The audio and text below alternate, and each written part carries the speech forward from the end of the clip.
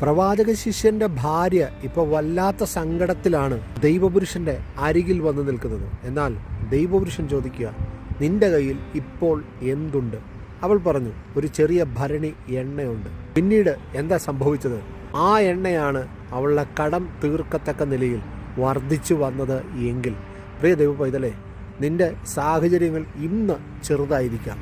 പക്ഷേ ദൈവത്തിൽ വിശ്വസിച്ചുകൊണ്ട് ആ ചെറിയ വിഷയത്തെ നീയൊന്ന് സ്വപ്നം കണ്ടിട്ട് ഇതെൻ്റെ ജീവിതത്തിൻ്റെ മേൽ നന്മയ്ക്കായി പ്രാർത്ഥനവിന് കാരണമായി ഭവിക്കും എന്ന് വിശ്വസിച്ചുകൊണ്ട് മുമ്പോട്ട് കർത്താവിൻ്റെ സന്നിധിയിലൊന്ന് കയറി നിന്നേ.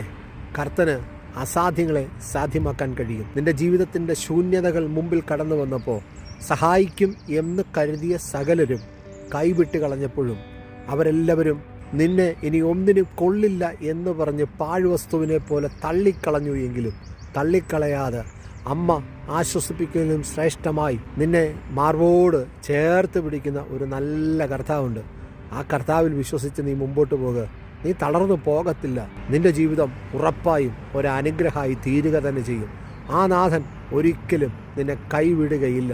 ആ വചനത്തെ നീ വിശ്വസിച്ചുകൊണ്ട് നിന്റെ നിരാശയെ, നിന്റെ ഭാരത്തെ, നിന്റെ കണ്ണുനീരിനെ തുടച്ചു കളഞ്ഞുകൊണ്ട് നിന്റെ ചെറിയതിനെ നോക്കി ആത്മാവിൽ പ്രവചിച്ചു തുടങ്ങുക. അവ നിന്റെ ജീവിതത്തിൻ്റെ മേൽ അസാധാരണമായ വർധനവിനും നന്മയ്ക്കും കാരണമായി തീരുവാനിടയാകും. നീ നിരാശപ്പെടേണ്ട. നിന്നെ സ്നേഹിക്കുന്ന നല്ല ഒരു കർത്താവുണ്ട് എന്ന് മറന്നു പോകാതെ ആ കർത്താവിൽ ശരണം പ്രാപിക്ക്. കർത്തൻ നിന്നെ സഹായിക്കും. ആമേൻ.